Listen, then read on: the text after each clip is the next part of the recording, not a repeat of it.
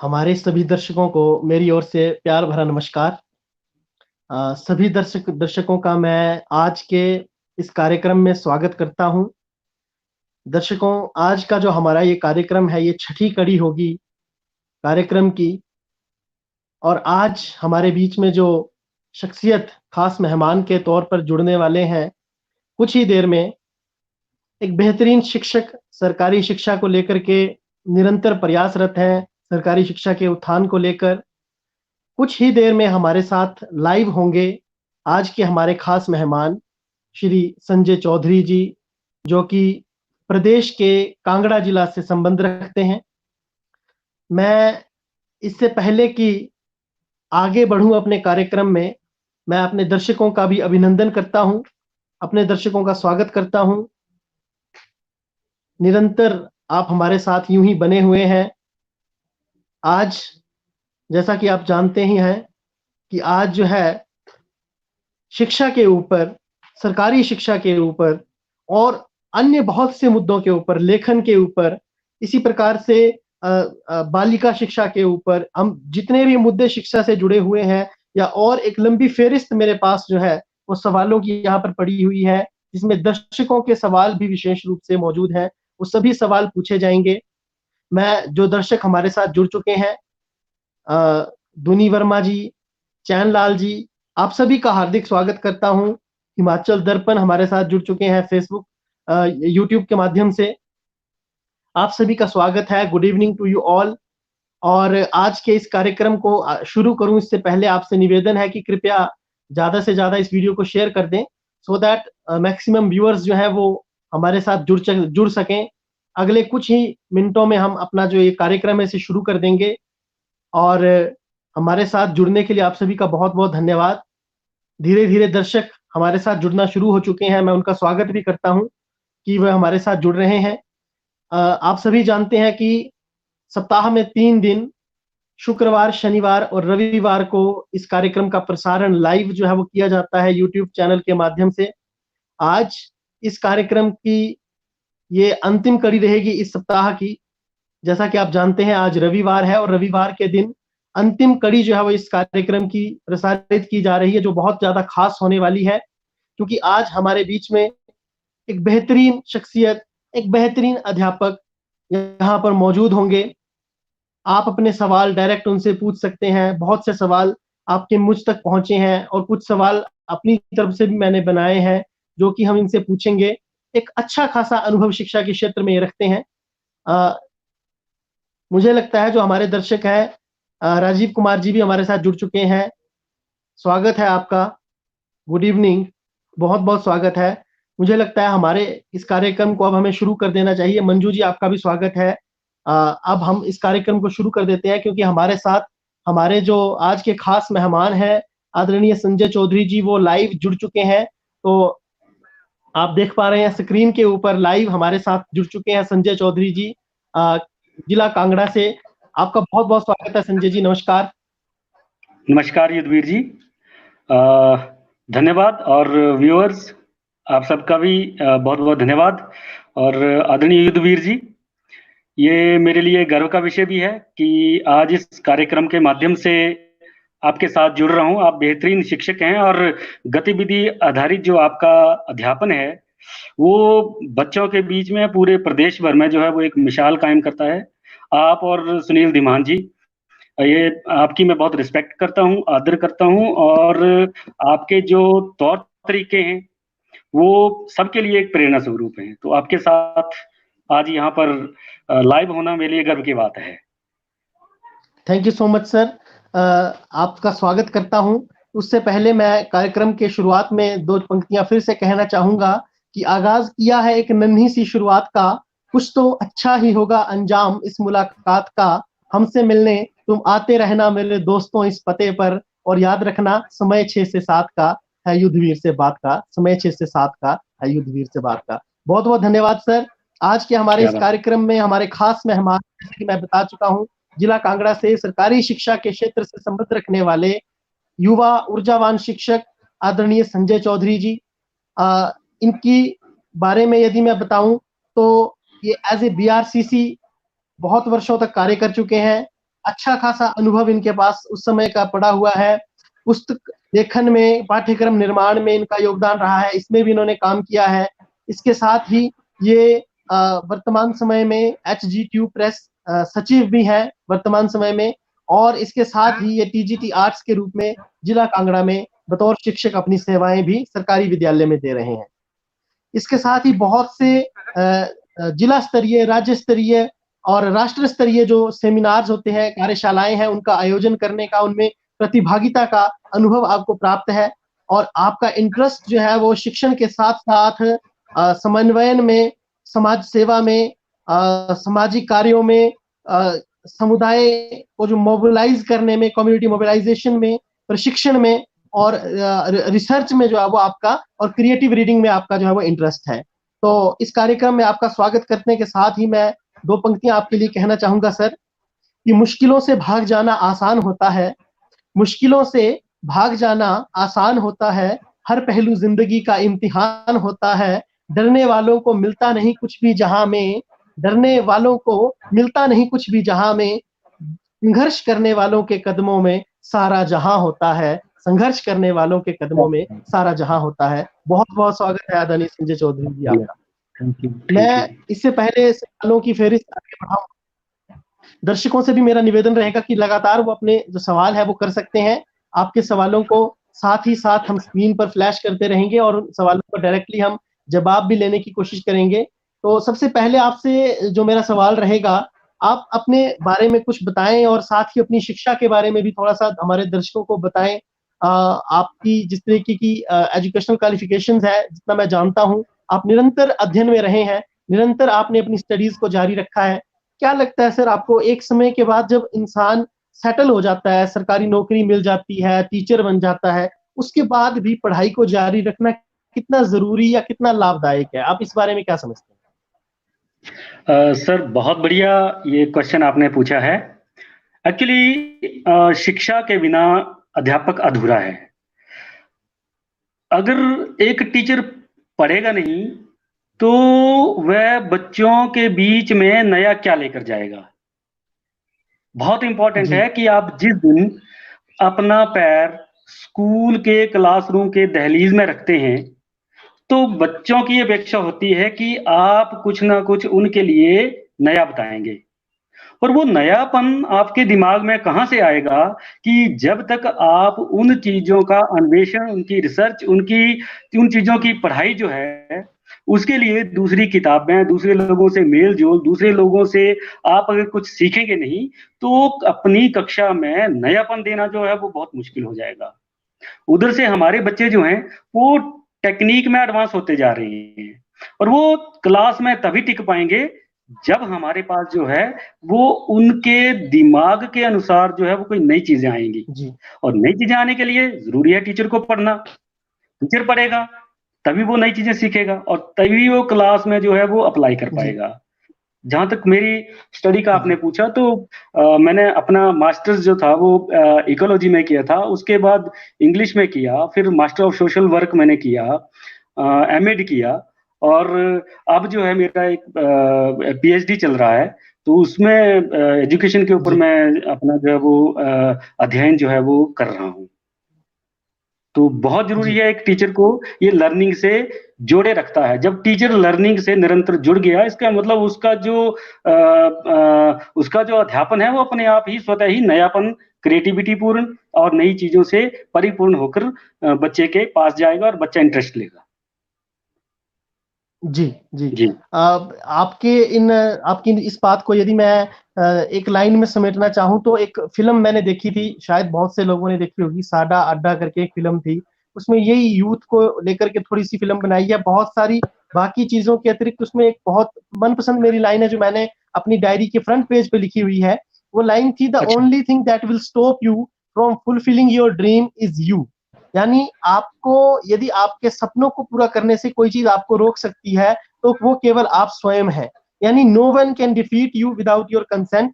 अक्सर कहा जाता है, जैसा कि सर ने बखूबी बताया, कि जब तक हम स्वयं हार नहीं मानेंगे, जब तक हम स्वयं बैठ नहीं जाएंगे, ना तो हमारी शिक्षा रुक सकती है और ना ही हमारी एडवांसमेंट या हमारा प्रोग्रेस जो है वो रुक सकती है। Thank you so much sir, आपने बहुत ही सटीक शब्दों में एक बेहतरीन जवाब जो हमारे दर्शकों तक पहुंचाया है। विशेष रूप से जो युवा अध्यापक अभी हाल ही में जिनकी जो शिक्षण में आए हैं या किसी और प्रोफेशन में भी हैं, उनके लिए भी एक बेहतरीन आपका संदेश है कि अपनी पढ़ाई को जो है वो निरंतर जारी रखना चाहिए।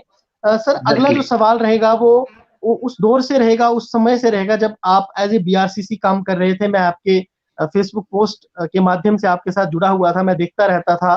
निरंतर आप विद्यालयों में जाते थे, आपको विद्यालयों में जब भी आप जाते थे तो अन्य कार्यों के साथ-साथ आपकी पोस्ट में आप ये ज़िक्र भी करते थे कि बच्चों के साथ जो आपने समय बिताया या कोई गतिविधि आपने बच्चों के साथ की। तो मुझे लगता है बहुत ही खुशनुमा अनुभव या एहसास आपके साथ जुड़े होंगे उस समय के, उस दौर के। हालाँकि बहुत ज़्यादा समय नहीं हुआ है उस बात को बीते हुए, लेकिन आप उन सभी अनुभवों के आधार पर प्रदेश को शिक्षा के क्षेत्र में अभी कितना आगे समझते हैं या कितना अभी पीछे समझते हैं? क्या इस सफर को आप किस तरीके से देखते हैं? अभी कितना कुछ करना बाकी है प्रदेश को? जो अनुभव आपने एज़ ए बीआरसीसी एक्सपीरियंस किया, उसके आधार पर आप ये बताइए। युद्धवीर जी, और जो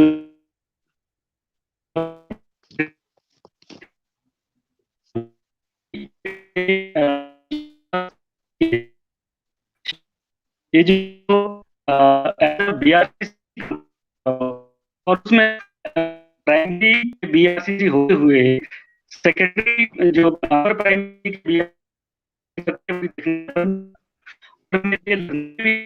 और इसके माध्यम से बहुत कुछ, और जो कंसेप्ट जो चीजें क्लासरूम में मैं अप्लाई करता था वो लॉ में अप्लाई करके जो था हमारे जो वो है तो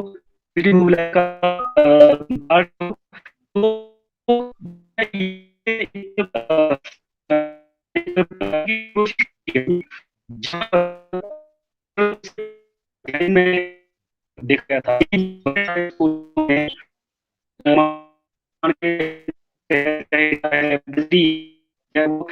चोरी हो जाता लोग। मुझे लगता है फिर से जो तकनीक की दिक्कत है वो हमारा लगता है पीछा छोड़ने वाली नहीं है और हमारी परीक्षा जो है वो निरंतर लेती ही रहेगी। तो हालाँकि अब जो भी हमारे साथ लाइव जुड़ते हैं, हम उन्हें पहले ही समझा देते हैं कि इस तरीके की दिक्कत आ सकती है, तो वो दोबारा ज़रूर ट्राई कर रहे होते हैं। तो कुछ ही देर में संजय जी फिर से हमारे साथ जुड़ने वाले हैं। मैं ये उम्मीद करता हूँ बहुत जल्द जुड़ेंगे और बहुत जल्द जो है वो संजय जी को हम लाइव अभी अपनी स्क्रीन पर देख पाएँगे। और जितनी देर में संजय जी हमारे साथ जुड़ते हैं, हम उनका इंतजार करते हैं। उतनी देर में दर्शकों के लिए भी मैं धन्यवाद कहना चाहूंगा। निरंतर आप बने हुए हैं। Anita Kumari ji, thank you so much. बालम सिंह जी, कृष्ण कुमार जी, बीरी सिंह जी, यश गोरा जी, ठाकुर गोविंद जी, भुवी कुमारी जी, मंजू शर्मा जी, आप सभी का बहुत बहुत स्वागत है। निरंतर आप हमारे साथ बने हुए हैं और हमारे आज के खास मेहमान निरंतर प्रयासरत हैं जुड़ने के लिए, और जैसे ही वो हमारे साथ लाइव जुड़ते हैं उन्हें हम स्क्रीन पर ले लेंगे। इसी दौरान संजय जी जो है वो हमारे साथ लगता है जुड़ चुके हैं। और अच्छा जी सर। हाँ, तो ये जो स्कूल मैनेजमेंट कमेटीज के माध्यम से वहां पर पीआरआई पंचायती राज जो इंस्टीट्यूशंस हैं हमारे,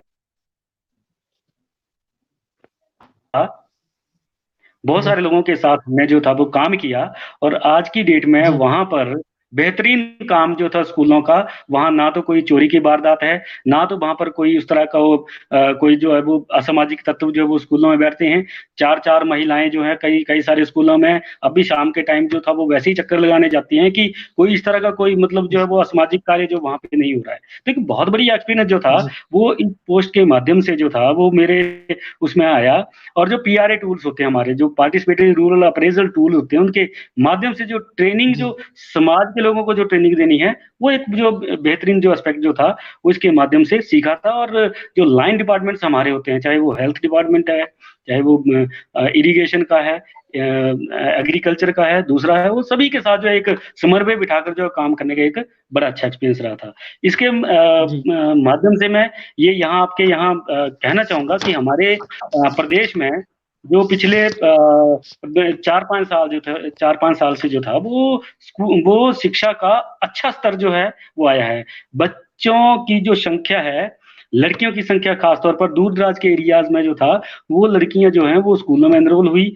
जो बच्चे जो थे, जो हमारे CWSN है, वो भी वहां पर एनरोल हुए थे। तो अच्छी उपलब्धियां जो हैं वो हमारे स्कूलों की जो है वो रही हैं, और सरकार का भी इसमें बेहतरीन प्रयास है। सरकार लगातार चिंतित है, इसलिए हमारे जो ये शिक्षा के क्षेत्र में हिमाचल जो है वो आगे बढ़ा है। जी जी। सर, जी। इसके साथ ही दर्शक भी निरंतर जुड़ रहे हैं, कुछ दर्शक लाइव जुड़ने की भी कोशिश कर रहे हैं और उनका संपर्क अभी टूट चुका है। मैं निवेदन करूंगा आप दोबारा से भी कोशिश कर सकते हैं लाइव जुड़ने की, और हम लाइव भी आपको जोड़ेंगे।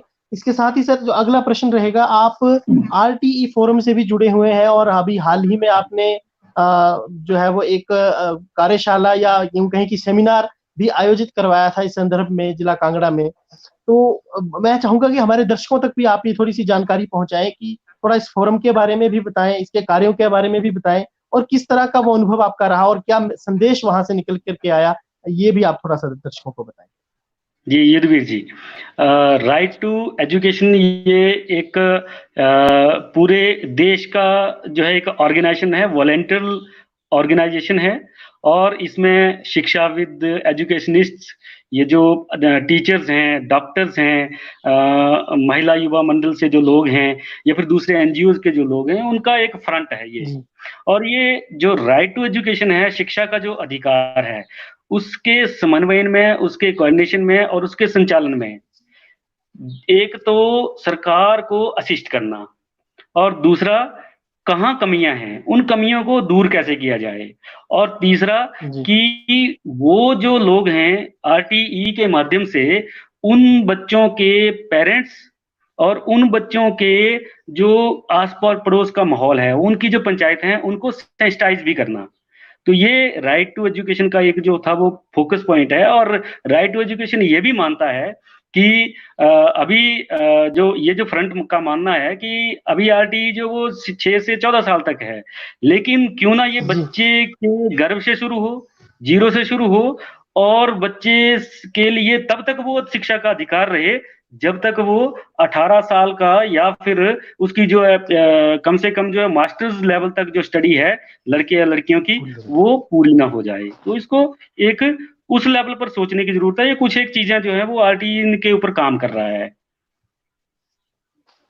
जी हमारे दर्शकों के भी निरंतर जो प्रतिक्रियाएं वो आ रही हैं, मैं स्क्रीन पर भी दिखा रहा हूँ। कविता मैम भी हमारे साथ जुड़ चुके हैं, थैंक यू सो मच।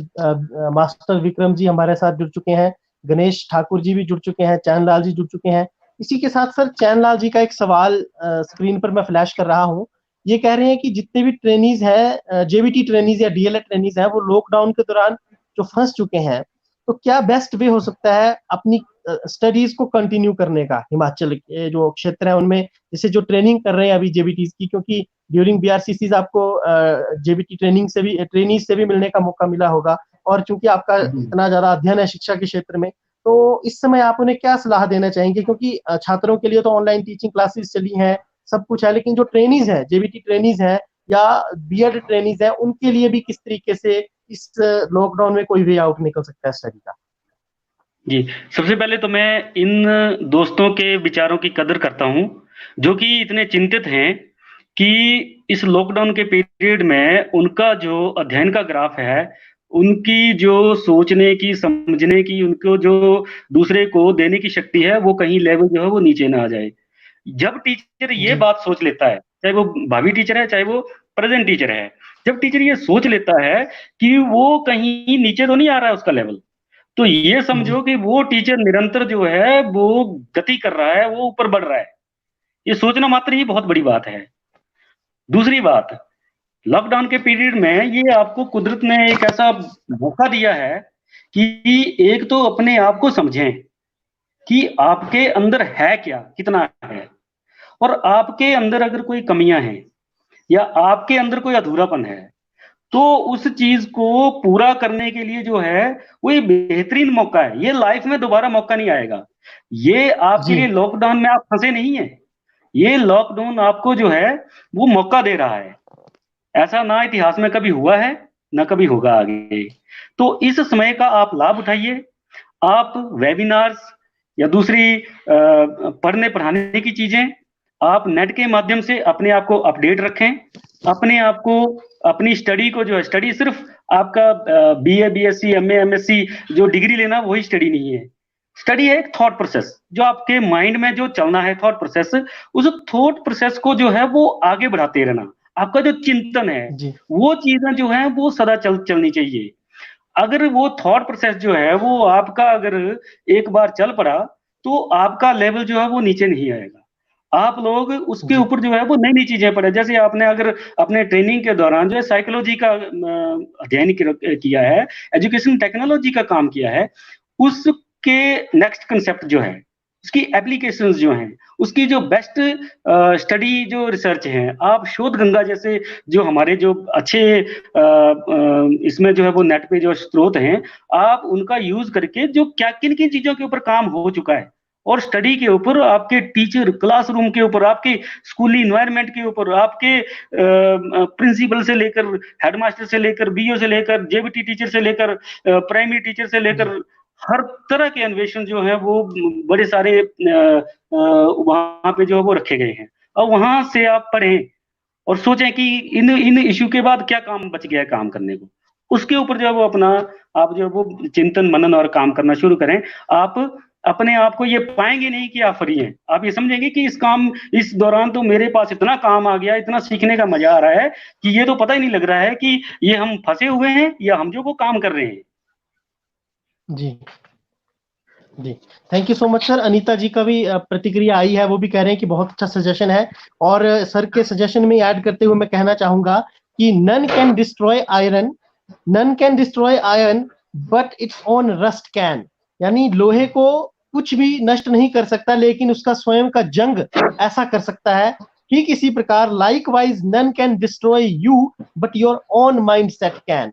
इसी प्रकार हमें भी, यानी हमें भी कोई डिस्ट्रॉय या नष्ट नहीं कर सकता, लेकिन हमारा अपना स्वयं का माइंड सेट यदि ऐसा चाहे तो वो कर सकता है। तो जैसा सर ने कहा, अपना माइंड सेट पॉजिटिव रखकर एक सकारात्मक तरीके से इस लॉकडाउन को हम लें।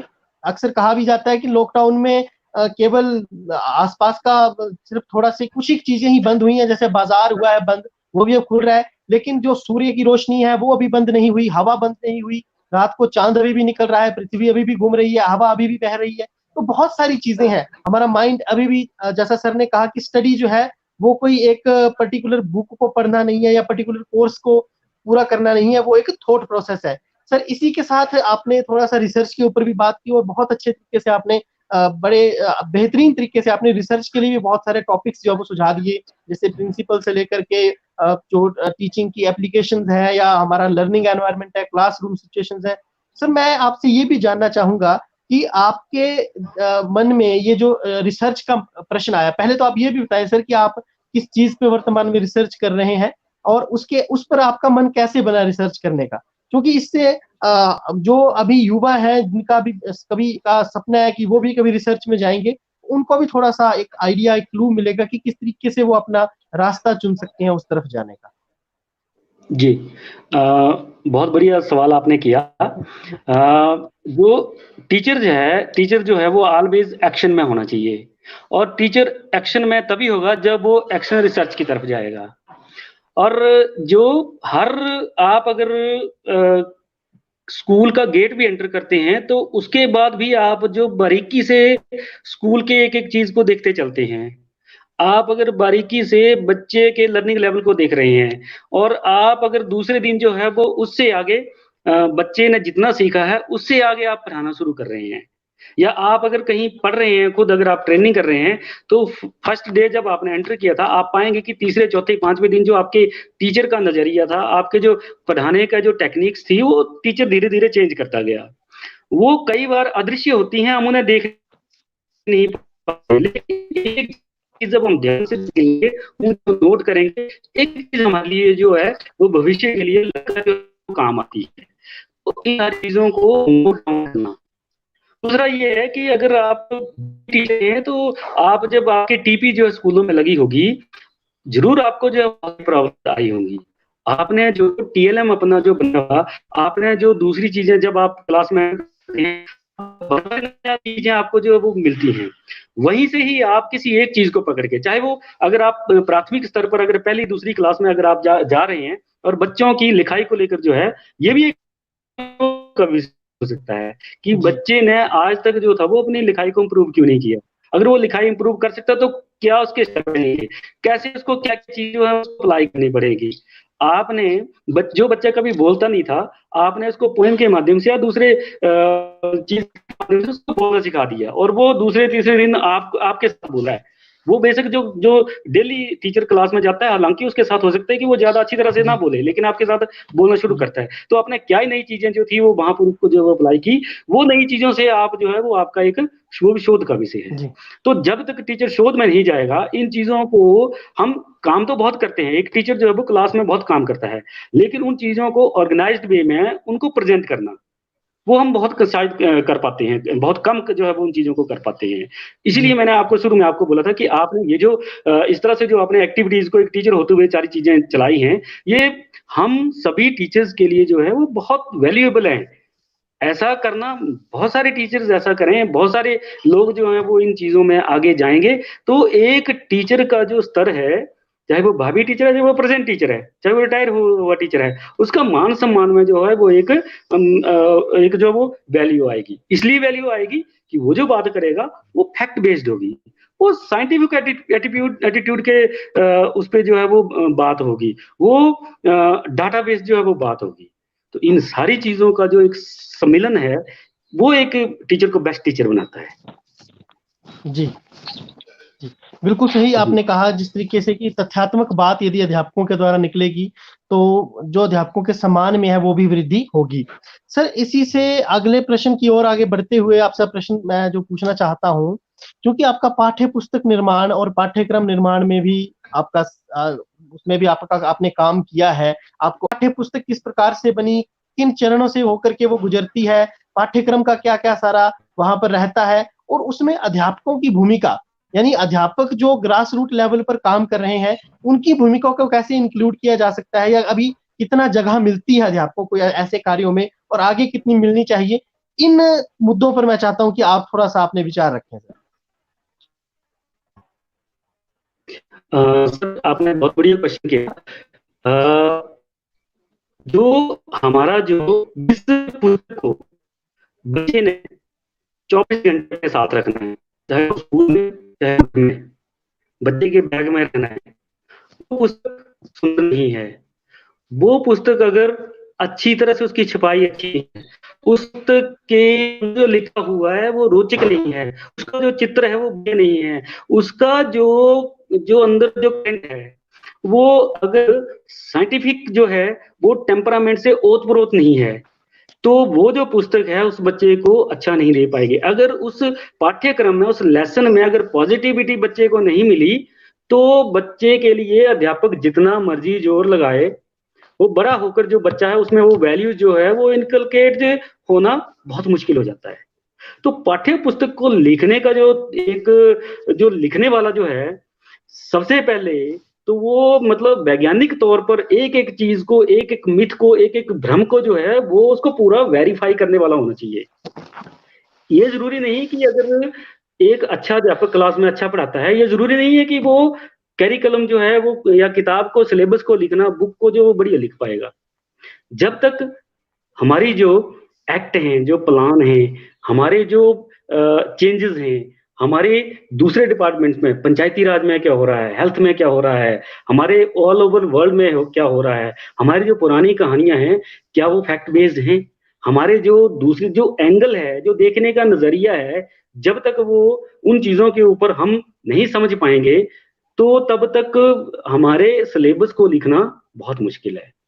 अगर हम सिलेबस लिखेंगे और मिड डे मील की बात ना करें, अगर हम सिलेबस लिखेंगे और हम हेल्थ की बात ना करें, हम सिलेबस लिखेंगे हम पंचायती राज की बात ना करें, हम सिलेबस लिखेंगे हम अवेयरनेस की बात ना करें, तो हमारा जो पाठ्य पुस्तक का जो पाठ है वो संपूर्णता, टोटेलिटी में जो है वो बच्चे का ऑलराउंड डेवलपमेंट कर ही नहीं पाएगा।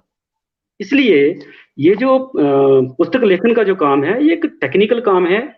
इसको लिखना अध्यापक जरूर होने चाहिए, अध्यापक को ही ये काम संभालना पड़ेगा, वही इस चीज को अच्छी तरह से लिख सकता है। लेकिन वो अध्यापक जो अपनी कक्षा में भी बेहतर होगा, अपने स्कूल में भी बेहतर होगा, ऑल ओवर उसका जो पढ़ता भी रहा होगा और पूरा नजरिया जो है उसका वो एक डेवलप्ड नजरिया होगा, संकीर्णता उसके माइंड में नहीं होगी। और जो जेंडर असमानता है, उस असमानता को कैसे जो है वो मिटाकर, उस खाई को मिटाकर जो है, छोटी बड़ी की खाई को कैसे मिटाकर जो है वो आगे बढ़ना है, तो वो सारी चीजें जो वो उसमें डालनी पड़ेगी। अभी एक बात आपसे शेयर करना चाहूंगा कि आज अगर हम देखें तो आसमान में 500 करोड़ तक का जो किचन है वो डेवलप करने में हम हमारे जो साइंटिस्ट है वो हो गए हैं, इसके लिए सक्षम हो गए हैं।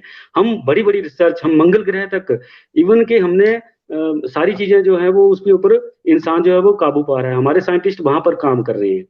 लेकिन जब ये कोविड जैसी, HIV जैसी कोई बीमारियां जब फैलती हैं, तो क्या कारण है कि हम जल्दी से उसका समाधान नहीं निकाल पा रहे हैं। मतलब हमारी साइंस को किस तरफ को डायरेक्शन देने की जरूरत है? क्या हमें पहले चांद पर पहुंचना है, या पहले जो हमारे पास जो हमारा भाई, हमारी बहन, हमारी चाची ताई जो है वो बीमार पड़ी है, पहले उसके लिए हमें वो साधन डेवलप करने हैं जो उसको बचा सके।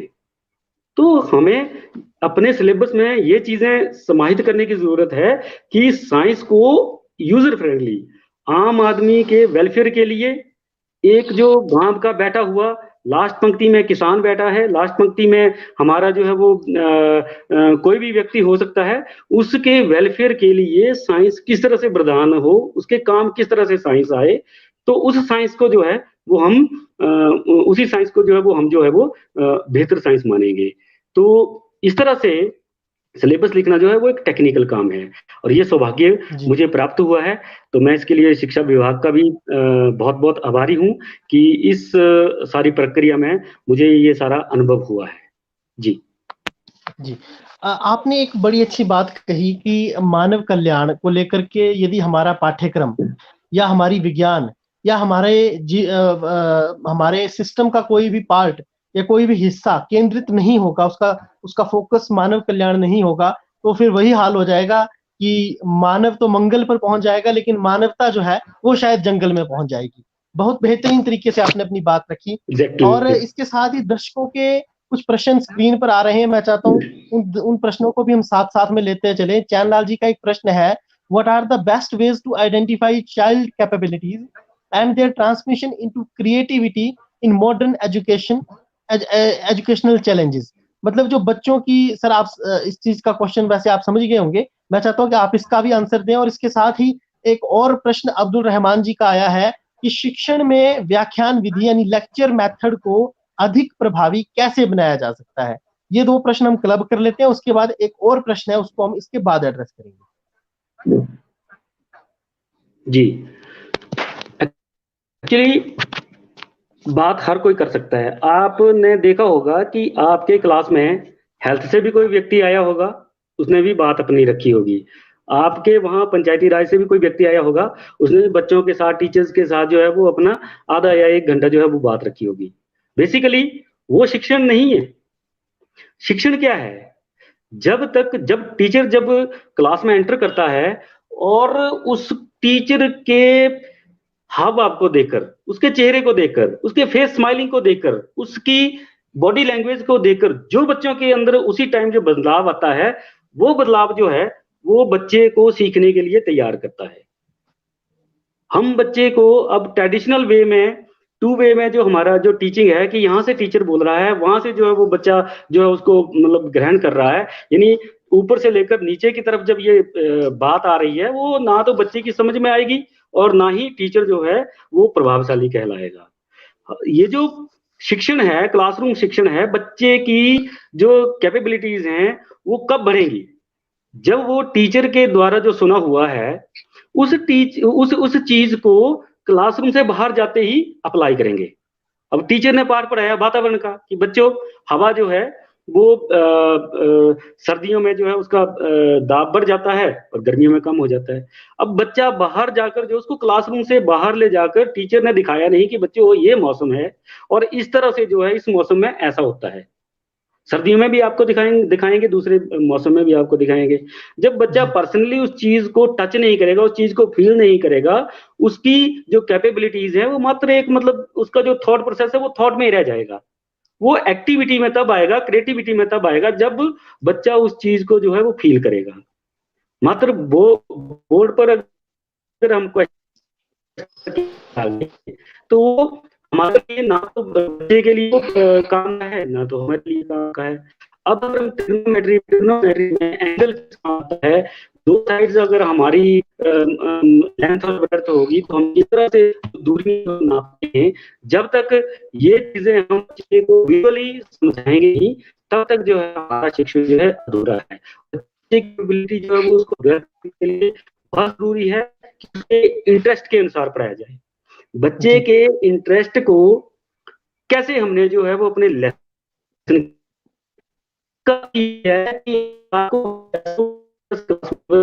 कि बच्चा भूल जाए, बाकी बच्चा भूल जाए कि उसने सुबह जो वो खाना नहीं खाया है, बच्चा भूल जाए कि उसके पापा ने उसको झिड़का है, बच्चा भूल जाए कि आती बार उसने जो था वो कितनी बुरी चीजें जो है वो स्कूल को आती बार जो थी वो दुकानों में आस पड़ोस के चौराहे पे जो कुछ देखी थी वो भूल जाए, यदि वो क्लास को होके रह जाए, घंटी बज जाए लेकिन बच्चा ये देखे कि टीचर अभी कुछ बोले तो अच्छी बात है।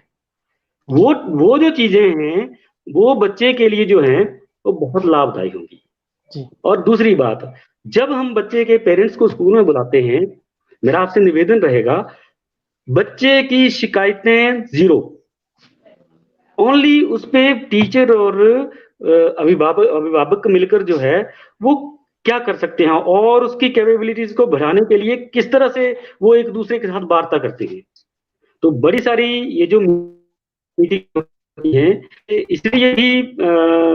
इसलिए भी ये फेलियर उसके कगार पे हैं कि कई जगह देखा गया है कि बुलाकर उनको जो है उनके बच्चे की शिकायतों का पिटारा थमा दिया जाता है, आपके बच्चे ने ये नहीं किया, आपके बच्चे ने वो नहीं किया, आपके बच्चे ने ये नहीं किया, ऐसा नहीं, वैसा नहीं, ऐसा नहीं, ऐसा नहीं। तो इससे क्या होता है, एक तो अभिभावक का मोरल डाउन कि मैं क्यों जाऊंगा, उसकी शिकायतें तो सुननी है। दूसरा ये कि बच्चा ये भी सोचेगा कि मैं क्यों बुलाऊं पेरेंट्स को, शिकायतें तो आनी है। क्यों ना जब अगर बच्चे का पेरेंट्स जो वो स्कूल में आए, क्यों ना उसके साथ हम स्वास्थ्य की बात करें कि भाई स्वास्थ्य के लिए इतनी कैलोरीज जो है बच्चे को आपको खिलाना है, आपको खुद भी खाना है। क्यों ना हम उसके साथ अच्छी बागवानी पे बात करें कि जब आपके घर में बच्चा 1 घंटा फ्री है तो आप अच्छी बागवानी जो कैसे कर सकते हैं, आप खेती में बच्चे का इंटरेस्ट कैसे पैदा कर सकते हैं। क्यों ना एक अच्छे पंचायती राज के व्यक्ति को बुलाया जाए और वो बताए कि भाई आप पेरेंट्स इकट्ठे हुए हैं तो हमारी पंचायत में ये चीजें, ये एक्टिविटीज जो हो रही हैं, तो आप इनके ऊपर जो है वो फायदा जो है वो उठा सकते हैं। इसी तरह से जब आपकी पेरेंट्स की मीटिंग होती है तो किसी अच्छी जेंडर पे किसी अच्छी जो है वो वक्ता को बुलाकर इंफॉर्मेशन उनको, वो अगर जो पेरेंट्स मीटिंग में नहीं आया है, स्कूल में नहीं आया है, वो ये फील करे कि आज मैं नहीं गया स्कूल में तो मैंने बहुत सारा मिस किया। इस तरह से आप देखेंगे कि जब आप इस तरह से मीटिंग ऑर्गेनाइज करेंगे तो बच्चों के पेरेंट्स को तो छोड़िए, जो साथ में बाकी लोग होते हैं वो भी आपके स्कूल में आते हैं और इंटरेस्ट लेते हैं। और इस तरह से जब इंटरेस्ट उनका बनता है, वो अपने बच्चों को बाकी स्कूलों में पढ़ाने की बजाय जो है वो आपके स्कूल में भेजने के लिए जो है वो ललायत हो जाते हैं। मुझे अच्छी तरह याद है कि जब एक बार जब जिस स्कूल में गया था वो 18 बच्चे थे, और जैसे ही हमने धीरे धीरे कम्युनिटी के साथ मिलकर काम करना शुरू किया, हमारे बच्चे वहां 59 हो गए थे। तो ये मैं अपने वो नहीं बता रहा हूं, लेकिन काम किस तरह से हमें करना, हमें चेंजेस किस तरह से लाने हैं। स्कूल में बच्चे के साथ हम सीधा बस अगर शुरू कर देंगे वार्ता कि हाँ भाई निकालो किताब और आज हम ये करेंगे, उससे बच्चे के माइंड में क्लासरूम का वो ट्रेडिशनल कंसेप्ट जो है वही उसमें रह जाएगा। तो इन चीजों को थोड़ा चेंज करने के लिए बच्चों के साथ आप जो बैठने का स्टाइल है, सबसे पहले तो उसको जो है हमें देखना पड़ेगा कि हम इस तरह से बच्चों को ना बिठाएं कि 2 वे जो है वो कम्युनिकेशन हमारा रह जाए। हम सी मेथड में, ओ मेथड में, छत पर, नीचे ग्राउंड में, जहां भी हो बच्चों के साथ बैठ के पढ़ाना हो तो बैठ के पढ़ाएं, खड़े होके पढ़ाएं, उछल के कूद के 2 मिनट खेल के पढ़ाएं। तो इस तरह से बच्चा इंटरेस्ट लेगा और उसकी जो अंदर की शक्तियां हैं वो बढ़ेंगी। अब हम बात स्वास्थ्य की कर रहे हैं, और अंदर हम लेक्चर में स्वास्थ्य पढ़ाए जा रहे हैं, बच्चों को खेलना चाहिए, बच्चों ये करना चाहिए, बच्चे वो करना चाहिए। अब दिन भर बच्चा जो है वो सुबह से लेकर शाम तक वो इतना पैक है कि वो खेल नहीं पा रहा है, तो उस लेक्चर से कोई फायदा होगा क्या? इस तरह से हमें जो है वो कुछ एक चीजों में बदलाव करके जो है वो बच्चे की कैपेबिलिटी का इन्हांसमेंट करनी है। और मॉरल एजुकेशन, आप 9वीं और 10वीं का अगर 10th का अगर आप इंग्लिश का बुक देखेंगे तो बहुत सारी चीजें जो उन पे सुधार होने की जरूरत है। चाहे दूसरा लेसन या तीसरा लेसन उसमें सिगार, सिगरेट, खून खराबा, फिर उसमें और दूसरी चीजों की बात की गई है। इन चीजों को हमें एक तो किताब से हटाना पड़ेगा, किताब में अगर हैं वो तो हमें उनको उस तरह से प्रेजेंट करना पड़ेगा, उस तरह से पढ़ाना पड़ेगा कि नेगेटिविटी उसकी कम जाए और उसकी पॉजिटिविटी जो है वो ज्यादा जाए, कि बच्चा ये सोचे कि ये सिगार वगैरह उसके काम की तो है नहीं। तो इस तरह से हम जो है बच्चे के अंदर जो है वो नई चीजें भर सकते हैं। जी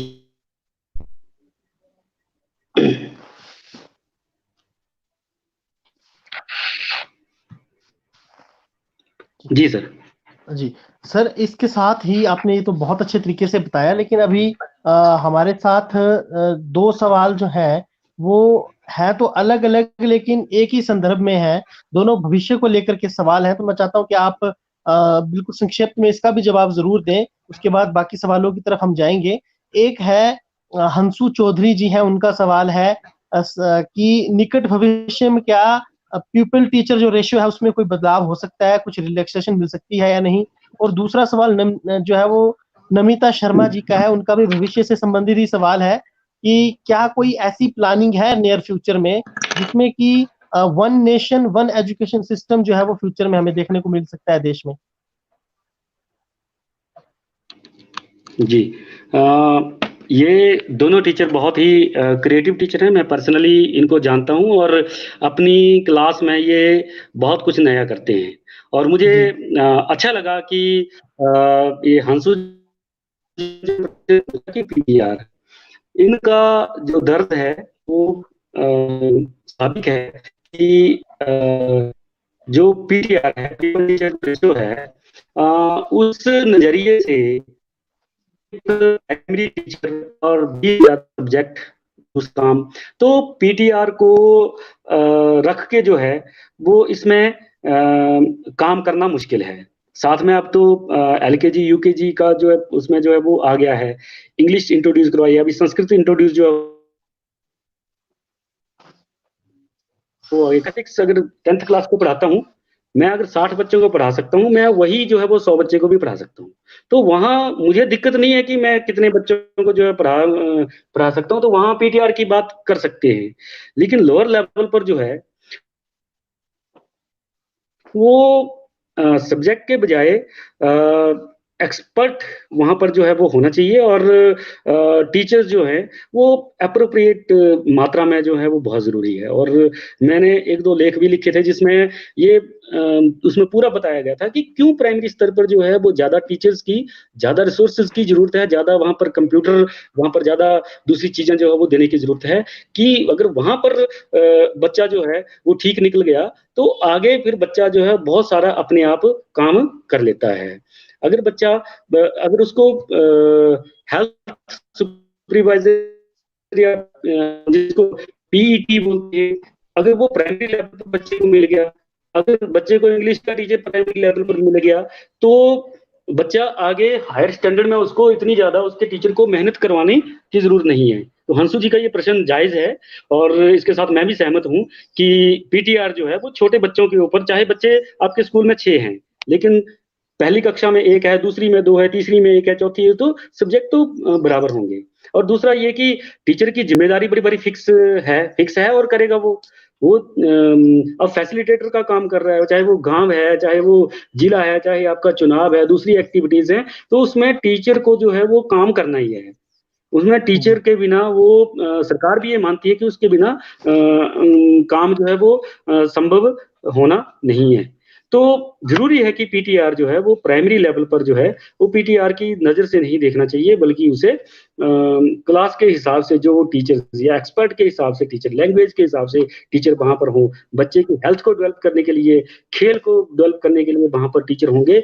जितने ज्यादा टीचर होंगे उतना वहां पर जो है वो ज्यादा बच्चा जो है एंजॉय करेगा। अगर बच्चा वहां एंजॉय करेगा तो नजदीक के एरियाज के जो बच्चे हैं और वो लोग हैं, वो पेरेंट्स हैं, वो तभी वहां पर जो है वो आकर्षित होंगे वहां पढ़ाने के लिए, कि वहां पर हर संभव जो है वो वहां पर वो वहां उन्हें टीचर मिलते हैं।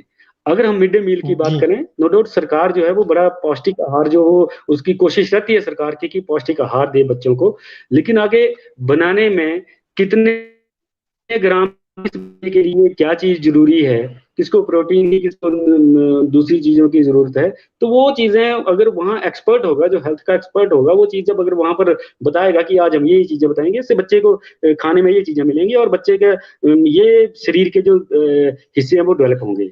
तो वो लर्निंग जो है, और उस बात को कम्युनिटी में भी ले जाना पड़ेगा, उसको पंचायत में बात करके कि हमने बच्चे को ये चीज करवाई है, ये चीज खिलाई है, और आज अपने अपने बच्चों को देखो उसमें ये डेवलपमेंट हुई है। तो जब तक हमारा रिजल्ट तब शो होगा कि अगर वहां पर जो है वो हम पीटीआर से ऊपर उठकर काम करेंगे। जी दूसरा नमिता सर, जी का एक क्वेश्चन प्रतिक्रिया था। हमारे बीच में आई, मैं उसे जल्दी से पढ़ देता हाँ। हूँ। ऋषभ शर्मा जी हैं, उनका कहना है सकारात्मक व नकारात्मक दो तरह के लोग हर फील्ड में हैं। आज के समय में नकारात्मक की संख्या ज्यादा हो गई है और विकसित देश बनने के लिए सकारात्मक पहलू का परिचय होना जरूरी है। बेहतरीन प्रतिक्रिया इन्होंने दी है। इसके साथ ही आगे बहुत से प्रश्न अभी पेंडिंग पड़े हुए हैं, उनकी तरफ भी हम जाएंगे, लेकिन उससे पहले कि हम आगे जाएं इन प्रश्नों की ओर, एक मैं यहाँ प्रश्न जरूर यहाँ पर आपसे करना चाहूंगा कि एक तो ये कि अपना जो आपका हमारा जो सरकारी शिक्षा है, सरकारी शिक्षा की दशा के ऊपर आप क्या कहना चाहेंगे, वर्तमान दशा के ऊपर? और आपने लेखों का जिक्र किया, आपके लेख सच जी में बहुत सारगर्भित होते हैं और मजा आता है उनको पढ़कर। एक लेख मैंने आपका पढ़ा था जिसमें आपने जिक्र किया था कि पास करके भी फेल हो रही है हमारी शिक्षा व्यवस्था, तो उसके बारे में भी आप जरा थोड़ा सा बताएं। और वर्तमान समय में हमारी जो परीक्षा प्रणाली है उसमें सुधारों की कितनी जरूरत है और किस तरीके से आप इसको देखते हैं, ये भी मैं चाहता हूं कि आप जरूर बताएं। और इसके साथ ही मनोज जी का सवाल है, फिर हम उसके बाद इस सवाल के ऊपर भी आएंगे। हाँ, मैं राजेश जी के क्वेश्चन के साथ जोड़ के उसको बताना चाहूंगा कि पॉजिटिविटी ये ठीक है, नेगेटिविटी है, नेगेटिविटी रहेगी भी, नेगेटिविटी को आप हटा भी नहीं सकेंगे। और अगर थोड़ा सा अगर हमारे ऊपर थोड़ी सी आपदा आ जाए तो बहुत सारे लोग जो वो नेगेटिविटी में जो चले जाते हैं, चाहे वो एक टीचर के जो बैक प्रेशर है बहुत ज्यादा है, चाहे उसके वेतन को लेकर, उसके दूसरी चीजों को लेकर, उसकी क्वालिफिकेशन को लेकर, उसकी रेगुलराइजेशन को लेकर, बहुत सारी चीजों के ऊपर जो वो टीचर के ऊपर प्रेशर है। लेकिन मैंने जो पहली बात कही थी कि जब टीचर जब क्लास के अंदर पहला पैर अपना रखेगा, सब चीजें बाहर, फ्रस्ट्रेशन बाहर, ओनली पॉजिटिविटी। और पॉजिटिविटी ये नहीं है कि आपने सब कुछ जो वो अच्छा अच्छा ठीक है जी, ये भी अच्छा वो भी अच्छा। पॉजिटिविटी का मतलब है कि सिचुएशन को डील कैसे करना है, सिचुएशन को स्वस्थ मस्तिष्क से, स्वस्थ जो आपकी जो परंपरा है उससे, उसके बारे में हमने काम कैसे करना आगे। तो पॉजिटिविटी अगर जब तक नहीं होगी, और एक टीचर के अंदर पॉजिटिविटी होना इतना जरूरी है आज की डेट में, जब सारे डिपार्टमेंट्स में, जब सारे दुनिया में नेगेटिविटी फैली है, एक टीचर एक ऐसा है, देखा होगा आगे से लेकर कर रहा है और कर रहा है। हमारी महिलाएं जो है वो 18 घंटे 12 घंटे जो वो ड्यूटी दे रही है, वो बड़ी खुश होकर ड्यूटी दे रही है। तो ये हमारे लिए गर्व की बात है। पॉजिटिविटी ये कोई बाहर से थोपी हुई चीज नहीं है, ये इनबोर्न आपको जो है इनकलकेट करनी पड़ेगी। आपको अपने देखने का नजरिया चेंज करना पड़ेगा। जब तक आप अपने नजरिए को चेंज नहीं करेंगे तब तक जो है वो पॉजिटिव दिखना जो है वो संभव नहीं होगा। अगर आप देखेंगे कि दुनिया में, अगर अब कल परसों आप टीवी में देख रहे थे कि लोगों के पांव के छाले जो थे वो भी फट गए थे। अगर उनकी तरफ हम देखें तो हम कितने बेहतर हैं उनसे। हमारे पास क्या नहीं है, सब कुछ चीजें हैं, सिर्फ एक काम करने की जो है वो एक और जरूरत है। और ये काम जो कुछ दुनिया में जब तक आदमी जिंदा है तभी वो बोलता है ये भी रह गया, वो भी रह गया, ये चला गया, वो चला गया। लेकिन जब अगर हम जैसे इस दुनिया से चले जाते हैं, सारे काम संपूर्ण तरीके से होते हैं, बढ़िया तरीके से होते हैं, बल्कि और भी बढ़िया तरीके से होते हैं। सिर्फ हमारा होना या ना होने से ही दुनिया नहीं चली है। ये चीज सोच के कि मैं काम तो ठीक कर रहा हूं, लेकिन मैं ही सब कुछ कर रहा हूं, ये भी सत्य नहीं है। हमें ये सोचना पड़ेगा कि जो हम कर रहे हैं वो अच्छा हो, ठीक हो, और उससे बहुत सारे लोगों का फायदा हो, ना कि किसी का नुकसान हो। और हम जो कर रहे हैं उससे बच्चा ऊपर उठे, ये पॉजिटिविटी है। हम जो कर रहे हैं, बच्चे के अंदर बहुत परेशानियां, बहुत प्रश्न है, बहुत कुछ बच्चा जो है वो बोलना चाहता है। बच्चे के घर में परेशानियां, बच्चे के रास्ते में परेशानियां, और बच्चा घर से जी। मुझे लगता है संजय जी का संपर्क हमसे टूट चुका है। अभी कुछ सवाल बच रहे हैं। मनोज जी का सवाल है कि वर्तमान में शिक्षकों की बहुत कमी है और जी मुझे जी लगता है संजय जी फिर से तो जुड़ने वाले हैं हमारे हाँ साथ। जी जी सर। सर एक जी हाँ, तो मैं नमिता ये जी कह का रहा प्रश्न था। था। इनकी भी आई है कि हमने इनका प्रश्न जो है हाँ स्किप कर दिया है, तो मैं चाहता हूँ पहले हम इसके ऊपर जो है वो जा यस करके आए। इनका प्रश्न था कि क्या हाँ, भविष्य में one nation one education system ऐसा कुछ हो सकता है क्या? इसके ऊपर इनका सवाल है सर। बहुत अच्छा क्वेश्चन है और होना भी चाहिए। जब तक यूनिकनेस जो है वो आपके कैरिकुलम में, आपके सिलेबस में, आपके टीचिंग में नहीं होगी, तब तक ये ऊंच नीच यहाँ वहाँ का चला रहेगा। इनका क्वेश्चन सही है, इनकी चिंता जो है वो जायज है। और सिलेबस में यूनिफॉर्मिटी होना बहुत जरूरी है। चाहे वो सीबीएसई है, चाहे वो आईसीएसई है, चाहे वो एचपी बोर्ड का सवाल है। मीडियम कोई भी हो सकता है, भाषा कोई भी हो सकती है, लेकिन जी जो कंटेंट है उसमें सिमिलैरिटी होना बहुत जरूरी है। जी ठीक उसी बात को मैं आगे जोड़ूंगा कि जो हमारा जो कंटिन्यूस एवेल्युएशन का प्रोसेस है वो बुरा नहीं है। हम बच्चे को मात्र 1 साल में 3 घंटे कुछ लिख के जो है वो उसका 10 मिनट में चेक करके जो उसके भविष्य का हम डिसाइड नहीं कर सकते। जिस टाइम पर बच्चा अगर क्लास में लिख रहा है, हो सकता है वो कि उसकी मानसिक दशा किस तरह की हो। पूरे साल बच्चा रेगुलर रहा हो, पूरे साल बच्चा सिंसियर रहा हो, पूरे साल बच्चा पढ़ा हो, उसका व्यवहार अच्छा हो, उसका चाल चलन अच्छा हो, उसकी जो बोलने की शक्ति अच्छी हो, उसकी कंप्रीहेंसिव पावर जो है वो अच्छी हो, लेकिन मात्र वो अगर अपने एग्जाम में कुछ लिख ना पाए, इसके कारण उसको अगर उसको जो है वो पीछे धकेल दिया जाए, ये तो उसके साथ जस्टिस नहीं है। अब रही बात कंटिन्यूस इवैल्यूएशन की, वो क्या बताती है कि बच्चे का हर घड़ी जो है इवैल्यूएशन होना है।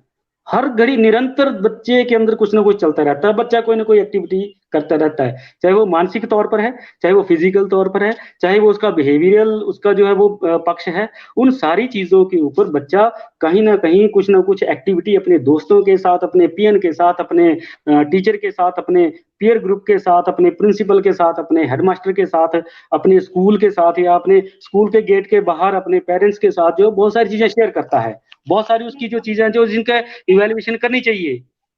बच्चा अगर कोई गाने में अच्छा है, आज आप टीवी में देखते होंगे छोटे छोटे बच्चों को गाने के लिए इतने बड़े स्टेजें मिल रही है, इतना बड़ा चीजें जो मिल रही है, क्या उन बच्चों को हम निचली लेवल पे फेल करते चले? तो हमें, जबकि मुझे लगता है कि फॉल्ट हमारे सिस्टम में हो सकता है, हम उसकी इम्प्लीमेंटेशन सही ढंग से न कर पाए, लेकिन उसकी खमियाजा बच्चा क्यों भुगते?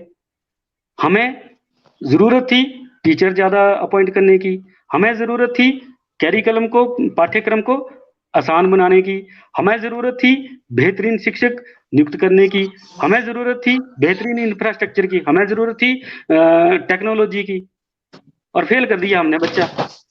तो ये चीजें हम कहाँ तक जो है वो इन चीजों के साथ देखें। जी पड़ेगा, हमें सारी चीजों को देखना पड़ेगा, और बच्चे को समझना होगा टीचर है वो कोई एक ऐसी मशीन नहीं है जिसको जो है उसके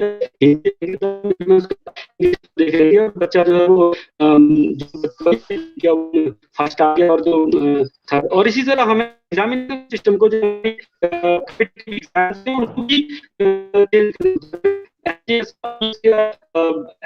की बच्चे को जो है हम इसको कि परसेंटेज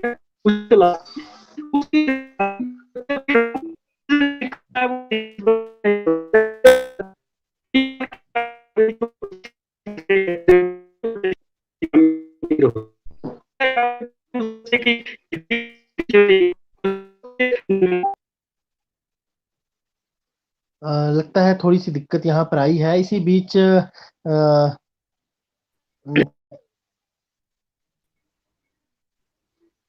हाँ, तो एक और आपको बात बताता हूँ कि एक इंस्टेंस में कि एक बच्चा जो था, सारी साल उस बच्चे को मैथमेटिक्स पढ़ाया गया और जब जी। इवैल्यूएशन का टाइम आया, लास्ट में उसको 13 मार्क्स आए और वही बच्चा स्कूल 1 महीना नहीं आया।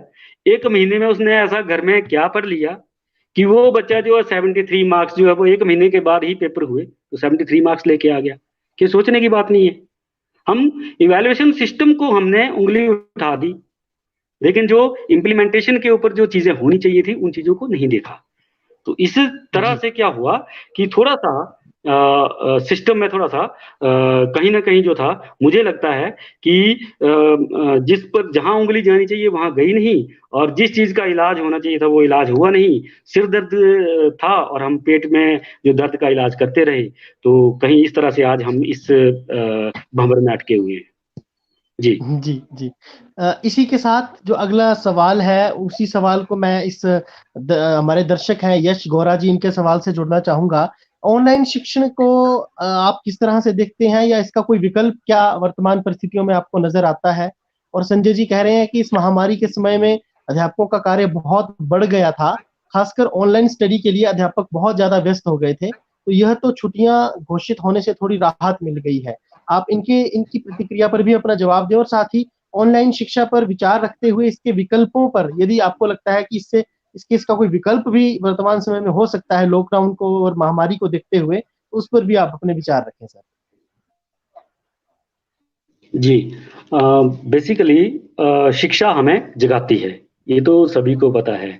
और जो टीचर जो क्लास में जिस तरह से पढ़ाता है, और सिर्फ टीचर पढ़ाता ही नहीं है, हमें ये चीज समझना होगा। जब बच्चा स्कूल में एंटर करता है, टीचर स्कूल में एंटर करता है, दोनों की लर्निंग होती है। इन्वायरमेंट ऐसा मिलता है, पीयर ग्रुप ऐसा मिलता है, टीचर टीचर से सीखता है, टीचर बच्चे से सीखता है, टीचर चपरासी से सीखता है। इस तरह से बच्चा प्रिंसिपल से सीखता है, बच्चा जो है वो मतलब ये सारी क्रियाएं जो आपस में जुड़ी हुई हैं। बच्चा खेलेगा नहीं तो भी शिक्षण अधूरा है, बच्चा खाना नहीं खाएगा तो भी शिक्षण अधूरा है। तो जो बेसिक क्लासरूम जो टीचिंग है उसका विकल्प ऑनलाइन टीचिंग नहीं हो सकती। हाँ, ये सहायक हो सकती है आज के परिप्रेक्ष्य में। आज कोविड से हर इंसान डरा हुआ है, हर इंसान को घर बैठने पे मजबूर कर दिया है। तो ऐसे समय में ऑनलाइन टीचिंग जो है वो एक बेहतरीन विकल्प जो है बच्चे के साथ एक तारतम्य जोड़ने का जो है वो सिद्ध हुआ है और इसके फायदे बड़े हुए हैं। हमारी प्रदेश सरकार का मैं धन्यवाद करना चाहूंगा कि जिन्होंने इस चीज को इतना फोकस किया ऑनलाइन स्टडी को, बल्कि रेडीमेड जो मटेरियल था वो भी टीचरों को, जो जो हमारे बेचारे टीचर कई बार जो था वो मटेरियल प्रॉपर यूज नहीं कर पाते थे, उनके लिए भी रेडीमेड सामग्री जो थी वो बनाई। और ऐसे में ना केवल बच्चे के साथ टीचर पहुंचा बल्कि बच्चे के अभिभावक के साथ भी टीचर जो पहुंचा। अभिभावक को पता लगा कि ये चीजें जो थी, आज अभिभावक बोलते हैं कि हाँ बच्चे का तो इतना काम, ये सारा उनको पता लगा कि असल में बच्चा पढ़ता क्या है, करता क्या है, किस तरह से काम होता है। तो एक अभिभावक के अंदर टीचर का आदर स्थापित किया इस ऑनलाइन एजुकेशन ने। दूसरा, हमारे टीचर को जो टेक्निकली साउंड किया है वो इस ऑनलाइन स्टडी ने किया है। इस कोविड के माध्यम से जो हमारे टीचर आज यूज कर रहे हैं, व्हाट्सएप के माध्यम से, वेब के माध्यम से, जूम के माध्यम से, दूसरे और मीडियम के, फेसबुक के माध्यम से, टीवी के माध्यम से, जो टीचर जो है अपना मैसेज बच्चे तक पहुंचा पा रहे हैं, और बच्चा भी धीरे धीरे सीख रहा है कि ऑनलाइन अध्यापक से क्वेश्चन कैसे पूछना है। और आने वाले टाइम के लिए ये टीचर को आगाह भी कर रहा है कि आने वाला टाइम टीचरलेस क्लासरूम का भी हो सकता है।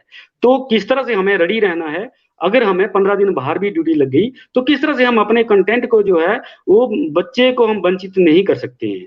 तो ये सारी चीजें, इसके फायदे भी हैं इसके ऑनलाइन स्टडी के, ठीक है बच्चों के ऊपर दुष्प्रभाव हो सकता है, लेकिन वो हमें सुधारना होगा थोड़ा सा।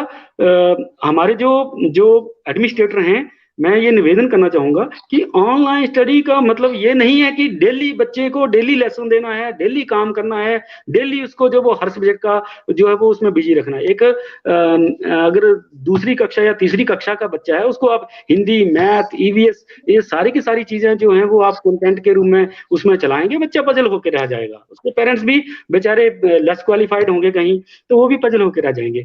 मतलब मेन कंटेंट जो है, जैसे बच्चे को मतलब उसका, जैसे मैंने शुरू में कहा था कि टीचर को अपना लेवल बनाए रखना है, तो बच्चे को भी इन दिनों अपना लेवल बनाकर रखना है। उस लेवल को बनाने के लिए उसको जो मैथमेटिक्स है, वो लगभग कौन से लेसन का इजी सा कंसेप्ट उसको जो है वो उस लेसन के साथ जोड़े रखेगा। उसकी जो इंग्लिश है, उसकी जो हिंदी है, उसकी जो साइंस है, कौन सा कंसेप्ट जो है वो बच्चे को उस तरह से जोड़ के रखेगा। तो उतना सा कंसेप्ट जो है वो उसको देना है और उसको खुला छोड़ना है कि आगे आप बच्चे इस चीज को इसके साथ जुड़ सकते हैं, ऐसे काम कर सकते हैं, ऐसे काम कर सकते हैं। आप बच्चे को फोटोग्राफी, जैसे आपका बहुत बढ़िया, आई सैल्यूट यू कि आपने बच्चे को फोटोग्राफी का कंपटीशन के लिए बोला हुआ है, तो मेरा बच्चा भी वो फोटो लेने गया हुआ है।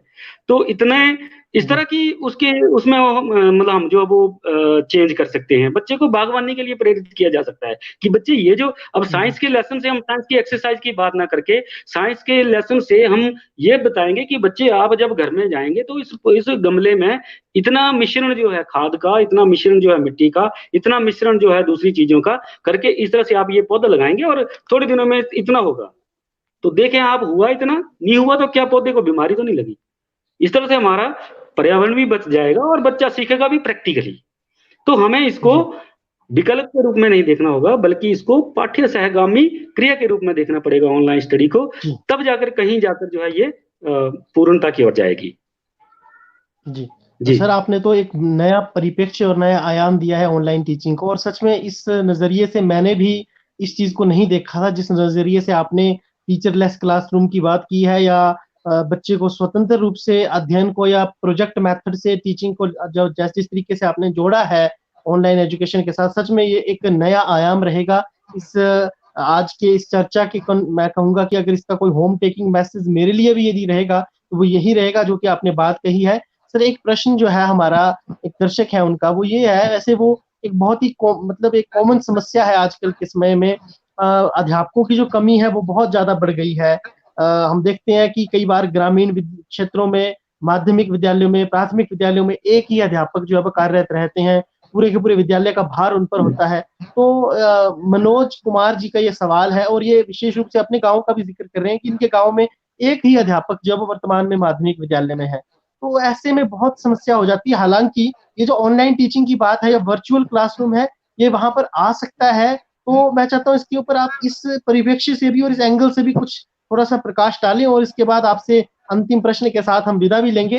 एक और प्रश्न है आपके लिए जो कि हम चाहेंगे कि हमारे दर्शक बने रहें, क्योंकि बहुत ही खास प्रश्न जो है वो हम सर से करने वाले हैं इस प्रश्न के बाद। तो उसी के साथ हम अपना कार्यक्रम भी समाप्त करेंगे। सर, ये आज का जो ये सेकंड लास्ट क्वेश्चन है आपके लिए सर। जी मनोज जी, हम धन्यवाद करते हैं आपका कि आप एक गांव स्तर के व्यक्ति होते हुए भी आप शिक्षा के लिए इतना सोच रहे हैं, और आपके मन में ये प्रश्न कौंधा है कि अध्यापकों की कमी है। सरकार भी ये मानती है कि कहीं अध्यापकों की कमी है, और हम अध्यापक भी ये मानते हैं कि अध्यापकों की कमी है। ये कमी होगी, रहेगी, तब तक रहेगी जब तक हमारा गांव, हमारी पंचायत और हमारे जो पंचायत में रहने वाले प्रत्येक नुमाइंदे, प्रत्येक व्यक्ति ये नहीं सोचेगा कि उसे अपने बच्चों को नजदीकी स्कूल में ही पढ़ाना होगा। ज्यादा बच्चे होंगे, ज्यादा टीचर होंगे। सरकार की भी अपनी दिक्कतें हैं। आप अगर 10 बच्चों के लिए 5 टीचर तो नहीं रख सकते। अब एक एक टीचर और आप 10 की कैलकुलेट करके देखो तो कहाँ बैठता है। और ऊपर से सरकार का, ये तो हिमाचल प्रदेश सरकार का ये हिम्मत है कि आधे किलोमीटर के बीच में और कहीं कहीं तो 2 वार्ड में एक एक प्राइमरी स्कूल जो है वो सरकार ने दिया है। अब इसको चलाना जो है वो लोकल व्यक्ति के ऊपर मतलब जो है वो जिम्मेदारी है। और मैं आपको बताऊं कि इसको चलाने के लिए आप सब कम्युनिटी के लोगों को आगे आना होगा। ये सिस्टम एक बार चला है, बंद नहीं होगा। अगर बंद हो गया तो सबसे ज्यादा नुकसान इसका कॉमन आदमी को भुगतना पड़ेगा। अगर प्राइवेट सेक्टर में अभी अगर आपने अपने बच्चे की क्लास फर्स्ट की 12 महीने अगर आपने पढ़ाई प्राइवेट सेक्टर में करानी है तो मिनिमम आपका जो है वो 1 लाख रुपया जो है वो पहली क्लास में खर्चा आता है। वो आप सोचिए, उस स्थिति को सोचिए जब अगर सारे स्कूल जो है वो बंद हो चुके होंगे, गांव के स्कूलों को हमने बच्चों के लेस बच्चों के बिना बना दिया होगा, तब आपने अगर अपने बच्चे को पहली करवानी है तो समझिए 1 लाख का कितना गुना जो है वो आप जो दे पाएंगे। और हर आदमी जो है वो इतनी इस कैपेसिटी में नहीं है कि वो उतना अपने बच्चे को पहली से 5वीं जो है वो उस टाइम करवा पाएगा। अभी ये आगाह भी हम हो रहे हैं और हम आगाह भी कर रहे हैं कि सभी लोग प्राइमरी अपने गांव के जो स्कूल हैं उनको सुंदर बनाइए, स्वस्थ बनाइए। और जब आप यहाँ पर अगर बच्चे होंगे तो सरकार कभी नहीं चाहेगी कि वहां टीचर ना दिया जाए। टीचर तभी मिलेंगे जब वहां पर बच्चे जो हैं, लोगों की इच्छा जो है वो वहां पर उस शिक्षण संस्थान को अच्छा बनाने की होगी। मैं आपको बताऊं, जिस तरह हम मुंह देखने के लिए शीशा यूज करते हैं, अगर किसी गांव की सुंदरता देखनी हो तो वहां की पंचायत भवन नहीं देखे जाते, वहां के नलकूप नहीं देखे जाते, वहां की बाबड़ियां नहीं देखी जाती, बल्कि वहां के स्कूल देखे जाते हैं। क्यों? वहां का स्कूल कैसा है। तो अपने स्कूल को अपनी पंचायत के साथ, हेल्थ वर्कर्स के साथ, सभी लोगों के साथ मिलकर अपने स्कूल को इतना सुंदर बनाइए कि जो बाहर जाने वाला बच्चा है वो भी कल आपके एनुअल प्रोग्राम में आए तो भी ये बोले कि सर कल से हम इस स्कूल में पढ़ेंगे, हम यहाँ आएंगे, हम यहाँ बैठेंगे और इस स्कूल से हम एजुकेशन लेके जाएंगे। तो इस तरह से स्कूल जो है वो बेहतर है। बात सरकारी या प्राइवेट स्कूल की नहीं है, सबका मकसद जो है वो शिक्षा देना है। लेकिन जो सरकार का जो ये, क्योंकि शिक्षा जो है वो एक अधिकार है और ये सरकार को इसको प्रोवाइड करना ही करना है। अगर हम उसको लेना नहीं चाहेंगे तो फिर अपने आप ही हम शिक्षा व्यवस्था को ध्वस्त कर रहे हैं। चाहे हम एक टीचर हैं, चाहे हम एक आम आदमी हैं, चाहे हम गांव के प्रधान हैं, चाहे हम किसी भी दूसरी संस्था के प्रतिनिधि हैं, तब तक हमारा जो उस पद सार्थक नहीं करता जब तक मेरे गांव का स्कूल जो है वो सुंदर नहीं है, जब तक मेरे स्कूल के गांव जो है बच्चों से लबालब नहीं है। तो हमें सबसे पहली कोशिश ये करनी है कि अपने गांव के स्कूल को सुदृढ़ करना है और छोटी मोटी चीजें वहां पर जो है वो खुद जाकर जो है एक्टिविटीज को टीचर का साथ देना है। टीचर से हो सकता है कहीं टीचर गलत हो, लेकिन हम कोई अथॉरिटी नहीं है कि हम टीचर को गलत कहें। हम टीचर का साथ दें और जब तक हम साथ नहीं देंगे, जब पॉजिटिविटी की बात करते हैं, कई बार हमें चीजों का पता होते हुए भी है हमें जो है वो पॉजिटिव वे में उन चीजों को जो है वो सामने रखना होता है। तो हम पॉजिटिव वे में टीचर का अगर आत्मबल बढ़ाएंगे, जरूर वो वहां पर जो है वो स्ट्रेंथ बढ़ाने की जो वो कोशिश करेगा। मिड डे मील आज की डेट में अगर आप देखेंगे, हमारे बच्चों के से जो बेचारे बच्चे, जिनके बच्चों के अभिभावक जो थे बेचारे सुबह निकल जाते थे, बच्चों को खाना नहीं खिला पाते थे, आज उन बच्चों की सेहतें कितनी अच्छी हो गई हैं। तो ये भी हमारी स्टडी है, स्टडी का पार्ट है। हम अगर उसको बोलना शुरू कर देंगे कि जी ये तो खिचड़ी का स्कूल है, ये तो फलाना स्कूल है, तो ये जो है वो एक नेगेटिव जो प्रभाव है जो हमारे स्कूलों के ऊपर पड़ेगा। हम इसको पॉजिटिव वे में करें कि बच्चे ने सेहत बनाई, वो भी उसने सीखा। तो इस तरह से हम जो है वो अपने स्कूलों की स्ट्रेंथ बढ़ाकर जो है तब हम मैक्सिमम टीचर्स जो हैं वो ले सकते हैं। आपने देखा होगा जिस भी स्कूल में 60 से ज्यादा बच्चे हुए, सरकार ने जो है, क्योंकि अभी पीटीआर बेस्ड जो है हमारी, जैसा प्रश्न किया था हंसू जी ने, तो हालांकि उस पक्ष में, पीटीआर के पक्ष में मैं भी नहीं हूँ, लेकिन जैसे ही वहां 60 से 61 बच्चे होते हैं, सरकार एक और अध्यापक जरूर वहां भेजती है, और हमें उस चीज को देखना पड़ेगा उस एंगल से। जी जी। मुझे लगता है आपके सवाल का जवाब जो है वो मनोज जी तक पहुंचा भी है और उनकी प्रतिक्रिया भी आई है, तो बहुत बहुत धन्यवाद मनोज जी आपका। निरंतर बने रहें, आगे भी सवाल पूछते रहें। और इसी के साथ, क्योंकि अब हमारा जो कार्यक्रम है वो अपने अंतिम क्षणों की ओर है, तो थोड़ा सा माहौल को बदलते हुए आपसे आपके लेखन पर भी मैं सवाल पूछना चाहूंगा। आप अपने लेखन के जरिए समसामयिक मुद्दों को उठाते हैं, बहुत ही सार गर्भित और शिक्षा के ऊपर अधिकतर लेख आपके पढ़ने को मिलते हैं। मैं इसके साथ ही मैं आपसे ये भी जानना चाहूंगा कि क्या आपका कविताओं लेखन में भी रुचि है? यदि है तो मैं चाहूंगा कि जाते जाते आप जरूर हमारे दर्शकों को कुछ ना कुछ कविता जो है वो के रूप में जरूर सुनाएं, ताकि हमारे दर्शक भी एक हैप्पी नोट के ऊपर जो है वो इस कार्यक्रम से जाएं। और मैं सभी से निवेदन करूंगा कि इस इंटरव्यू को, इस शो को जितना हो सकता है भावी शिक्षकों के साथ, वर्तमान शिक्षकों के साथ साझा करें, क्योंकि इसमें जो बातें बताई गई हैं, मुझे लगता है वो ना केवल आज के लिए बल्कि आने वाले कई वर्षों तक जो है वो उन बातों का अस्तित्व रहने वाला है। तो मैं धन्यवाद भी करता हूँ आपका कि आपने अपना कीमती समय निकाला, आप हमारे बीच में आए, इतने बेहतरीन तरीके से आपने दर्शकों के सवालों का जवाब दिया, आप शिक्षा के ऊपर आपने बात की। अब अंतिम जो आपसे रिक्वेस्ट रहेगी वो रहेगी कि आप अपनी कोई कविता यदि आप सुनाना चाहें या आप अपने लेखन के ऊपर कुछ कहना चाहें, तो वो मैं आपसे जो है जानना चाहूंगा। जी, थैंक यू युद्धवीर जी। लेखन में मेरी रुचि जो थी वो बाल्यकाल से ही रही है, और मैं जब अपने कॉलेज जाना शुरू किया था तो तभी से मैं लेखन जो था वो उसमें जो था वो रुचि जो था वो रखने लगा था, और तब से लिखने लगा था। तब मैं अपने गांव की छोटी छोटी समस्याओं को जो था वो एक लेख के रूप में जो था वो रखने लगा था, और उसके ऊपर काफी सारी प्रतिक्रियाएं आती थी, और बहुत सारे अधिकारी, बहुत सारे दूसरे वर्ग के लोग जो थे वो उन समस्याओं के ऊपर जो है वो बात करने के लिए बात करते थे कि आपने लिखा ये चीज तो इस तरह का ऐसे भी हो सकता है, और बहुत सारे हल जो थे वो हमें मिले।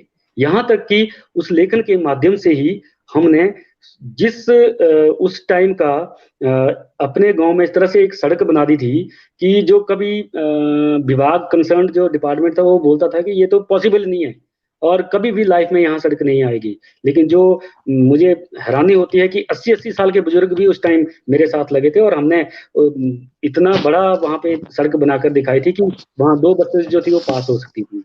तो एक मिसाल उस लेखन के माध्यम से आई थी, और उसके बाद धीरे धीरे जैसे डिपार्टमेंट में गया, डिपार्टमेंट में जिस तरह से मुझे फील होता गया, अच्छी चीजें आई, बहुत सारी अच्छी चीजें जो थी वो उसमें, नेगेटिविटी ठीक है, नेगेटिव चीजें होती हैं, जहां हम काम करते हैं वहां नेगेटिव चीजें होती रहती हैं, लेकिन हम उसको साथ लेकर नहीं चलेंगे। हम जो अच्छी चीजें हैं, सबसे बड़ा दिल चाहिए किसी दूसरे की तारीफ करने के लिए। आपकी कमियां 100 आदमी गिना देगा, लेकिन जो आपको आपकी वैल्यू समझेगा, आपसे अच्छी दोस्ती रखेगा, आपको एक ह्यूमन रिस्पेक्ट के तौर पर देखेगा, वो आपकी जो एक पॉजिटिव चीज है उस चीज को वो और बढ़ाएगा आगे, और वही आपका जो पॉजिटिव चीज है। तो उन सारी चीजों को लेखन के रूप में सरकार के प्रयास क्या है, टीचर के प्रयास क्या है, बाकी क्या काम करते हैं, ये सारी चीजें जो है उसमें एक सूत्र में पिरोकर जो था वो एक लिखने की जो रुचि थी जो उसमें बनती गई। हाँ, आपने कविता के बारे में पूछा, तो कविता मैं लिख नहीं पाया इतनी। हाँ, 2 पंक्तियां हैं वो आपके आगे मैं एक कर देता हूँ, वो किसी लेखक की हैं। जी स्वागत है। जो हम जब सेंसेशन का प्रोग्राम होते थे तो हम थोड़ा सा गाने की कोशिश भी करते थे, तो वो था, तो ये थी, ज्योत है ज्ञान की सोच विज्ञान की, ज्योत है ज्ञान की सोच विज्ञान की, साथियों कहो जिंदाबाद जिंदाबाद जिंदाबाद। ज्योत है ज्ञान की सोच विज्ञान की, ज्योत है ज्ञान की सोच विज्ञान की, साथियों कहो जिंदाबाद जिंदाबाद जिंदाबाद। ये हम साक्षरता अभियान में इस जो कविता का गाने के रूप में जो थी वो गांव गांव में जाकर लोगों के साथ जो था वो उनको उनके साथ बात किया करते थे। तो ये कुछ एक पंक्तियां थी। तो इस तरह से आज आपने आपके साथ और आपके साथ साथ जुड़े हुए हमारे दोस्तों के साथ बात रखना बहुत अच्छा लगा। मैं कोई एक्सपर्ट नहीं हूँ साथियों, आपकी तरह से एक टीचर हूँ, और जो मैंने अनुभव किया, फील किया, देखा और जो समझा, उसके तौर पर ही आपके साथ जो था वो बातें रख रहा हूँ। अगर किसी को मेरी बात से सहमत ना हो या कोई बुरी लगी है तो मैं हार्दिक क्षमा उससे जो है वो मांगता हूँ। किसी की भावनाएं आहत करना मेरा आशय नहीं था। एक बार पुनः युद्धवीर जी, विशेषतः आपको कोटि कोटि साधुवाद कि आपने इस तरह की एक टीचर्स के लिए जो प्लेटफॉर्म इतना दिया है, और आप इतना काम कर रहे हैं, आप मैगजीन भी लिख रहे हैं, आप बच्चों के लिए भी आप डेली मैं देखता हूँ कंटेंट बेस्ड जो आप वीडियोस और वो सारी चीजें बनाते हैं, सिलेबस के ऊपर भी काम करते हैं। यही नहीं, आप जो फिफ्थ सिक्स से लेकर 8वीं 10वीं के लेवल का जो है वो भी काम करते हैं। रियली मतलब आई सैल्यूट यू। और यही कहना चाहूंगा कि आप रुके नहीं, आप झुके नहीं, आप आगे बढ़ें। हम सारे लोग, हम सारे टीचर्स आपके साथ हैं। आपकी के लिए कंधे से कंधा मिलाकर हम काम करेंगे। और सरकार सही पहचानती है आपको। बहुत सारे लेवल पे आपको जो है वो राज्य, नेशनल और जिला स्तरीय अवार्ड आपको मिले हैं। उन्होंने सही पहचाना है, प्रतिभा को पहचाना है, आपको वो मकाम जो है वो वहां मिला है। इससे आगे जाना है, इसको किसी भी नेगेटिविटी में पीछे नहीं आना है, बल्कि आगे जाना है। और हम सब आपके साथ हैं। और आपको एक बार मैं दिल की गहराइयों से आभार व्यक्त करता हूं कि आपने अपने साथ इस कार्यक्रम में आज मुझे बात करने का मौका मिला। तो थैंक यू युद्धवीर जी, और thank you viewers. Thank you so much sir, आपका बहुत बहुत धन्यवाद। आप लाइव हमारे साथ जुड़े, दर्शकों के सवालों का आपने जवाब दिया, उत्साहवर्धन किया, और आज का जो हमारा ये कार्यक्रम रहा ये सच में सकारात्मकता से भरपूर रहा, ऊर्जा से भरपूर रहा। बहुत से दर्शक हमारे साथ जुड़े, और मुझे खुशी है कि कार्यक्रम के अंतिम क्षणों में भी हमारे साथ बहुत से दर्शक अभी भी जुड़े हुए हैं। मैं इन सभी दर्शकों का आभार व्यक्त करता हूँ। साथियों, अगले सप्ताह जो हमारा कार्यक्रम की 3 कड़ियां रहेंगी, उसमें हमारे साथ जो पहली कड़ी होगी उसमें जिला हमीरपुर से एक बेहतरीन कहानीकार जुड़ेंगे जिनका नाम है डॉक्टर संदीप शर्मा जी। हम उनका भी स्वागत करेंगे, उनसे चर्चा करेंगे कहानियों के विषय में। उन्होंने पहाड़ी भाषा को, हिमाचली बोली को अपनी कहानियों के जरिए भारत के कई राज्यों में पहुंचाया है। कई प्रतिष्ठित पत्र पत्रिकाओं में उनकी कहानियां छपी हैं। इसके साथ ही हम दूसरी कड़ी में हमारे साथ जो जुड़ेंगे वो होंगे हमारे आदरणीय जगजीत आजाद जी, जो कि प्रधानाचार्य हैं वर्तमान में, राष्ट्रीय शिक्षक पुरस्कार से सम्मानित है, और बहुत से जो मुकाम है वो उनके नाम दर्ज है। बेहतरीन कार्य उन्होंने किया हुआ है। उन्होंने क्या कुछ अपनी जिंदगी में किया है, लेखन में, कविताओं में उनकी रुचि है। एक बहुत ही कुशल कविता के क्षेत्र में एक कवि है, वो सफल कवि हैं। हम उनसे उनकी सफलता का राज जानेंगे, उनसे बहुत सारे जो मंत्राज है वो भी हम सीखेंगे। और अगले सप्ताह शुक्रवार, शनिवार और रविवार फिर से आप अपने मनपसंद कार्यक्रम को देखना बिल्कुल ना भूलें। हमारा लाइव प्रसारण फिर से ये जारी रहेगा, कंटिन्यू रहेगा आप सभी के आशीर्वाद से। जैसे आप जुड़ रहे हैं, आप जुड़ते रहें। आप सभी का बहुत बहुत धन्यवाद। जय हिंद, जय भारत, और धन्यवाद। Stay home, stay safe, stay happy. जय हिंद। बहुत बहुत धन्यवाद आप सभी का जुड़ने के लिए। अगर किसी का कमेंट रह गया हो तो क्षमा करें। धन्यवाद।